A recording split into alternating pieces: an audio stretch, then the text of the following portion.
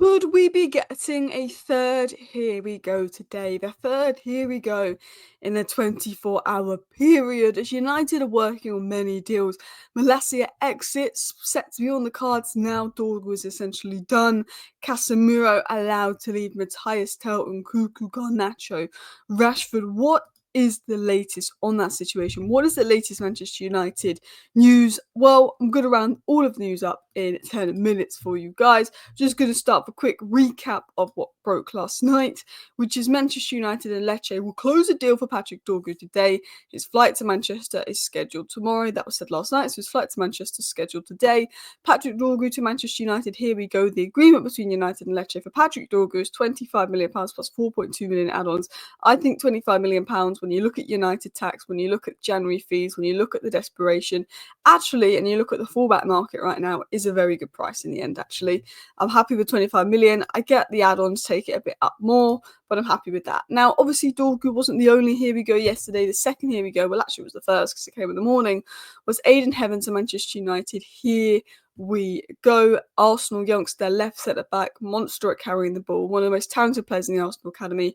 Him, Godwilker, Conky to push Martinez at left centre-back. It's exciting to have Seko Kone, Diego Leon, Obi Martin, Heaven, all these players being brought in to the academy. But actually, when you look at these players, they actually kind of suit Amorim's system, even though Obi Martin and Kone was brought in beforehand, and can potentially push players in the future by being the third choice instead of a higher wage old player. I think it is quite exciting. And obviously, you've got the abundance of academy talent, James Thwaites, JC Fitzgerald, Ahmed Ibrahimov, Shea Lacey, if he can stay fit. There's so much talent in the academy. Bentito Mantato is one that's spoke highly of, but Obi Martin, Diego Leon, and obviously Heaven are three players that United are probably very, very excited about. Toby Collier is coming through. I think, could these be the next ones? I think, again, Amorim will assess all the youngsters in pre-season, and I think next season you'll see which youngsters Amorim puts on the bench and might get the odd opportunity as he assesses them in pre-season. But we're here to talk about the news coming out today, the news coming out this morning, and that is that Real Betis are interested in signing Tyrone Malacia on loan, said Simon Jones of the Mail. Now, interestingly, we've been told by multiple outlets over the last 2 weeks that United are open to letting Tyrone Malacia leave. VLNL, which is a very, very reliable Dutch source, said that Manchester United have agreed to let Malacia leave on loan. That's sort of sorted. But obviously, I think Malacia is just trying to find the club or something like that. Could that be Real Betis? They've already got Anthony. Maybe they want Malacia. Now, interestingly, it has been said by other reliable sources that if Dorgu leaves, United will allow Malacia to leave. There's an expectation that Malacia will leave on loan with Dorgu coming in. I like Malacia. He was so key in the Barcelona game, the Arsenal game, the Liverpool game that we won in Ten Hag's first season.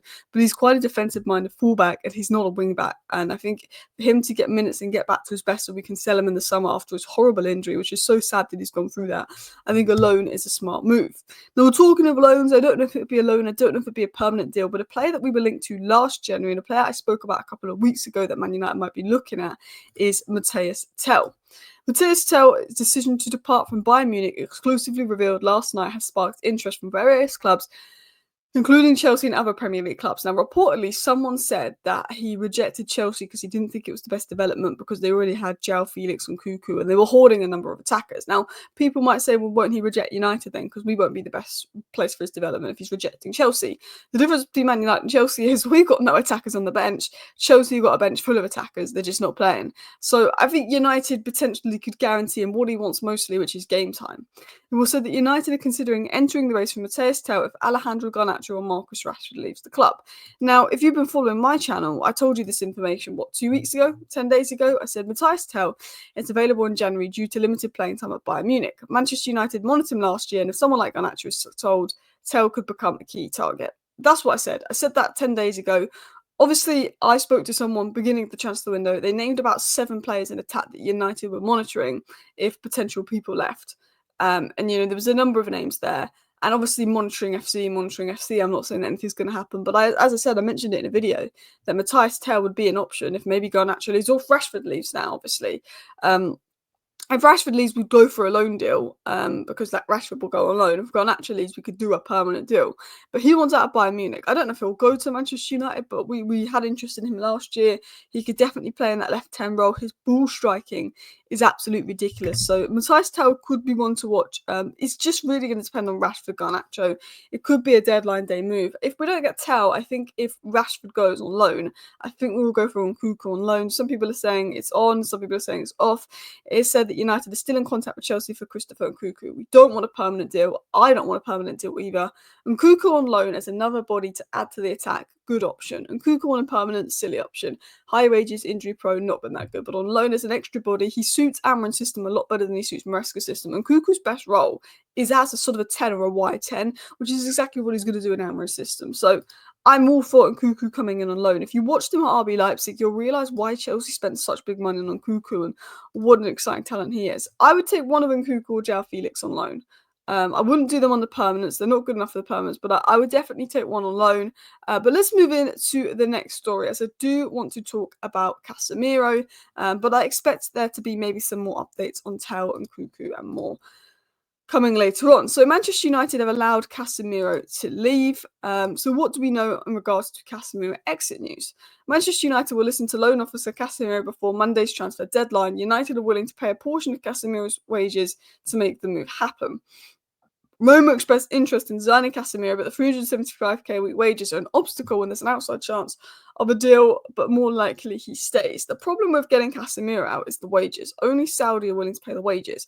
Now, reportedly, Casemiro's preference is Saudi because they will pay the wages, but with his lack of game time, he's quite open to leaving Man United in general.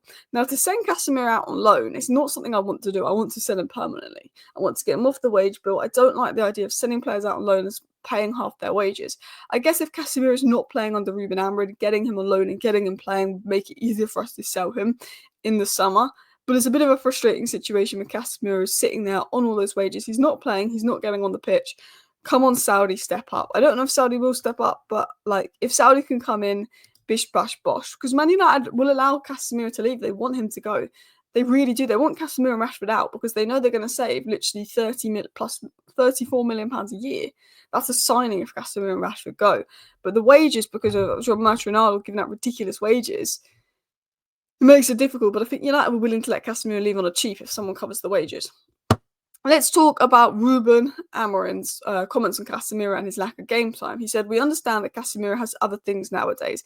The intelligence he has, the understanding of the game, the understanding of where the ball's going to fall. But we're in a league that I can see, even in Euro competitions, has a big difference in intensity. And so I feel that this team needs players at a very high intensity. And sometimes we don't have that difference in characteristics can lead one player to play over another."